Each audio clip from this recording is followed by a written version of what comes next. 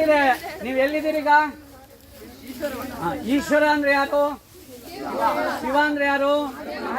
ಮಹಾದೇವ ಅಂದ್ರೆ ಯಾರು? 108 ಹೆಸರಿದೆ, 1000 ಹೆಸರಿದೆ ಶಿವನಿಗಲ್ವಾ? ನಮ್ಮ ಇಡೀ ಭೂಮಂಡಲ ಯಾವ್ದ್ರಿಂದ ಆಗಿದೆ? ಅಲ್ಲ, ಪಂಚಭೂತಗಳು. ಗೊತ್ತಾ? ಕೇಳಿದಿರಾ?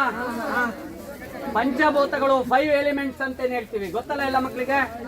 ಯಾವ್ದು 5 ಎಲಿಮೆಂಟ್ಸು? ಅಲ್ಲ, ಮೊದಲು ಭೂಮಿ, ಜಲ, ಅಗ್ನಿ, ವಾಯು, ಆಕಾಶ ಅಲ್ವಾ? ಶಿವನಿಗೂ ಪಂಚಭೂತಗಳಿಗೂ ಏನಾದ್ರು ಸಂಬಂಧ ಇದೆಯಾ? ಗೊತ್ತಾ? ಶಿವನಿಗೆ ಏನು ಅಂತೀವಿ? ಭೂತನಾಥ ಅಂತೀವಿ, ಹೌದಾ? ಬಂಬೋಲೆ ಭೂತನಾಥ ಅಂತೀವಿ, ಹೌದಾ? ಸೂರ್ಯನಿಗೆ, ಈಶ್ವರನಿಗೆ ಪಂಚಭೂತಗಳು ಶಿವನಲ್ಲಿ ಅಡಗಿದೆ.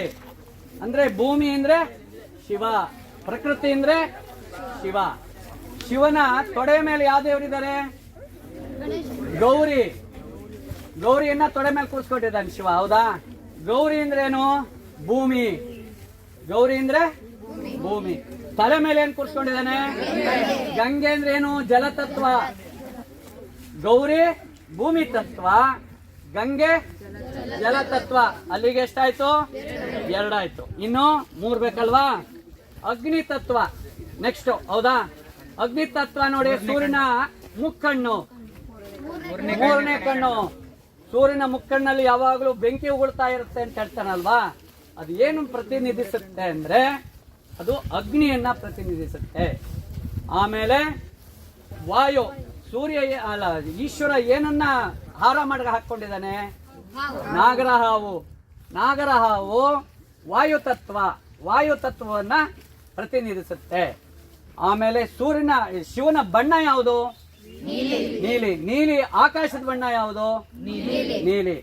ಅಲ್ಲಿಗೆ ಪಂಚಭೂತಗಳು ಶಿವನಲ್ಲಿ ಅಡಗಿದೆ. ಅಂದ್ರೆ ಭೂಮಿ ಎಂದ್ರೆ ಶಿವ, ಶಿವನೆಂದರೆ ಪಂಚಭೂತ.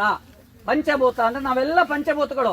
ನಾವೆಲ್ಲ ಏನಾಗ್ತೀವಿ? ಆಮೇಲೆ ಒಂದ ಬೂದಿ ಹಾಕ್ತಿವಿ, ಒಂದ ಮಣ್ಣು ಹಾಕ್ತಿವಿ, ಕೊನೆ ಅಂತ ಅದೇ ತಾನೆ. ಹಾಗೆ ಶಿವನಲ್ಲಿ ಪಂಚಭೂತ ಇರೋದ್ರಿಂದ ನಾವು ಈ ವನಕ್ಕೆ ಈಶ್ವರವನ ಅಂತ ನಾವು ನಾಮಕರಣ ಮಾಡಿದ್ವಿ.